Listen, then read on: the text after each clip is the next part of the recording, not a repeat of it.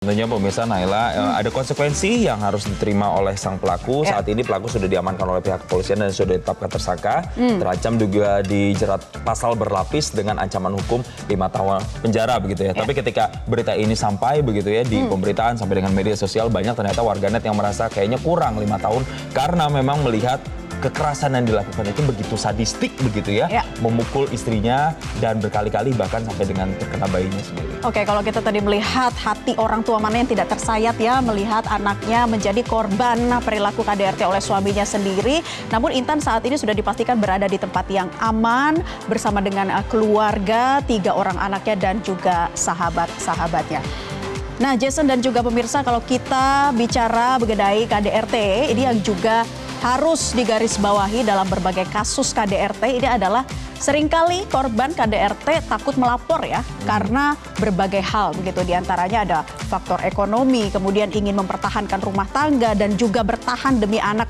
Padahal kan ada berbagai dampak ya yang bisa ditimbulkan bagi anak yang menyaksikan KDRT ini, mulai dari trauma, penurunan prestasi akademik sampai dengan gangguan kesehatan mental. Jadi sampai sebegitunya, dan ada hasil penelitian yang menunjukkan bahwa anak korban KDRT ini akan menjadi orang dewasa yang rentan depresi, bahkan menjadi pelaku kejahatan yang sama. Namun ada bedanya, kalau anak perempuan ini cenderung menganggap KDRT adalah hal yang lumrah begitu. Jadi bisa menormalisasi perilaku KDRT di kemudian hari. Sementara bagi anak laki-laki korban KDRT atau yang menyaksikan KDRT ini cenderung bisa beresiko menjadi pelaku KDRT di masa dewasa. Jadi sekali lagi ya, kalau alasannya demi anak, tanyakan kembali siapkah membesarkan anak yang mungkin menjadi pelaku KDRT dan maukah meneruskan estafet korban dan abuser lintas generasi terus-menerus. Betul, ini yang kita butuhkan adalah mentalitas begitu ya dalam rumah tangga, bagaimana kemudian menjadi pemimpin rumah tangga yang baik. Jangan sampai apa yang sudah dilakukan tadi ini juga menjadi inspirasi bagi orang-orang di luar sana melakukan kekerasan dalam rumah tangga. Untuk membahas terkait dampak hukumnya atau implikasi hukumnya dan apa sebenarnya dasar dan pertimbangan hakim nantinya dalam menentukan hukuman ringan ataupun hukuman berat bagi pelaku KDRT, kita bergabung bersama dengan pakar hukum pidana Asep Iwan Iriawan. Selamat siang Kang Asep. Selamat siang Jason, selamat siang Naila.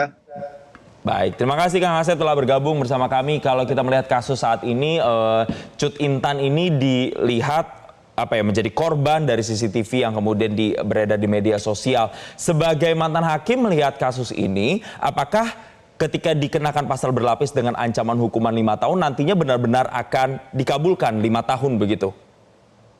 Ya. Jadi ancamannya bukan 5 tahun. Sebenarnya kalau lihat ancamannya ini berlapis, pasal 44 ayat 2 ya Undang-Undang 2024 itu 10 tahun loh. Kemudian kekerasan terhadap anak juga ya kena Undang-Undang 23 2004 tentang pasal 80. Tambah plus 1/3. Jadi sebenarnya lebih dari 5 tahun ya, itu yang pertama. Yang kedua, nah kalau selingkuhnya diadukan oleh istrinya itu juga bisa bertambah. Jadi ancaman banyak. Cuma permasalahannya umumnya ya yang pertama. Ini kekerasan terhadap rumah tangga itu suka selesai, nanti udah rame-rame dicabut gitu kan. Padahal ini menimbulkan trauma. Tapi kalau nyampe ke proses peradilan, biasanya hukumannya berat gitu kan. Ya. Dan berat itu tergantung juga. Nah, ujungnya juga sudah di pengadilan mau diputus, baik-baikan lagi suami istri. Tapi untuk kasus ini saya lihat, untuk kasusnya yang sedang rame ini ya, harusnya saya kira terus berproses. Jangan sampai di perjalanan nanti damai, dicabut. Supaya ada pembelajaran bagi siapapun yang melakukan kekerasan ya terhadap rumah tangga ataupun kekerasan terhadap anak, apalagi ini bayi ditendang, itu dapat hukuman yang lebih berat, ancamannya tidak ringan, karena pembelajaran bagi siapapun. Baik, Kang Asep, jadi kalau kita melihat lagi pasal KDRT, pasal 44 begitu ya, ini bagaimana sih sebetulnya mengatur lebih lanjut mengenai hukuman dalam KDRT? Ini kan paling lama itu 10-15 tahun penjara, tapi sebenarnya tolak ukur dari hakim dalam menentukan hukuman bagi pelaku itu sebenarnya seperti apa sih, Kang? Ya, kalau ukurnya sebenarnya yang penting dibuktikan ada keras. Keras itu kan di pasal satunya dijelasin, kekerasan itu baik fisik, psikis dan sebagainya ya. Artinya ada sesuatu yang menimbulkan akibat bagi korban dan korban menderita diantaranya itu. Nah itu kalau itu terbukti ya kena hukumannya. Nah, tiap hakim memang berbeda, tadi saya katakan ada yang ringan, ada yang berat. Tapi umumnya saya perhatikan sekarang ya sanksi vonis terhadap KDRT itu ringan, di bawah 5 tahun semuanya gitu ancamannya. Karena mungkin tadi di dalam persidangan ya ketika mempertimbangkan antara korban dan pelaku terjadi hubungan baik lagi, damai, rujuk. Nah itu tapi sekarang makanya sedang telah terjadi ini ketika diviralkan dan ini menimbulkan korban tidak hanya yang bersangkutan tapi juga anaknya. harusnya berlanjut, dan berlanjut hakim-hakim ini harus mempertimbangkan trauma, ya, karena ada pembiaran dini, tidak hanya trauma, tapi berulang, tidak hanya berulang. Karena kadang-kadang kan menimbulkan kematian, kan banyak yang kejadian kan dibunuh dan sebagainya, awalnya tadi kekerasan dalam rumah tangga atau kekerasan terhadap anak, kan ini kejadian ini kan boleh kata seminggu ini atau sebulan ini berulang, kan ada yang suami bunuh istri bunuhnya, ada anak, kakak, adik, itu kan sekarang banyak itu kejadian dalam rumah tangga. Karena apa? Karena sejak awal ada pembiaran dini, ketika kekerasan dalam bentuk verbal, ucapan, ada diam, tidak lanjuti, tidak dilaporkan karena tadi takut malu, karena takut trauma, takut nama baik, nah akibatnya fatal kan. Nah ketika fatal sekarang berlanjut, nah kalau memang berlanjut mau ke hukum, nanti hakim harus pertimbangan itu semua, supaya ada pembelajaran, hukumannya harus berat, jangan ringan gitu. Karena nanti pertimbangannya, ya kalau berat nanti siapa yang ngasih makan anak, siapa yang ngasih makan dan sebagainya, itu sudah jadi pertimbangan. Nah itu tapi harusnya dilihat akibatnya dan dampaknya terhadap perkembangan anak itu sendiri gitu kan.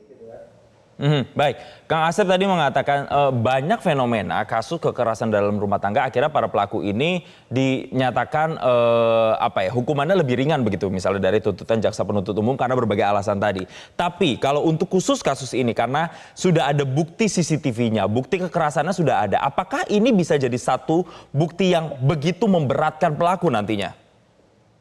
Ya, maka tadi saya harapkan mudah-mudahan perkara ini nanti ke pengadilan. Di pengadilan hakim menjatuhkan, tadi saya katakan, dampak luasnya terhadap perkembangan, bahasa hukumnya gini, tumbuh kembang anak. Satu itu. Kedua, penganiayaan yang berulang-ulang, hampir dari 5 tahun. Ya. Nah itu yang harus dipertimbang oleh hakim. Maka hukumannya harus berat. Ya, jangan nanti hukumannya ringan. Karena akibatnya hakim suka mempertimbangkan siapa yang ngasih makannya, siapa yang menafkahi, kalau mereka di penjara. Nah itu. Tapi pengawasan bukan di situ.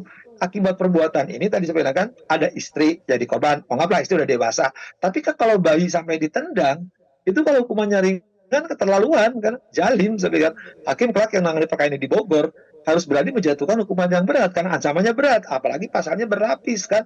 Setidak-tidaknya 3 undang-undang telah dilanggar ya. Kalau itu jatuhkan ringan, ya keterlaluan lah kalau hukumannya ringan. Ya.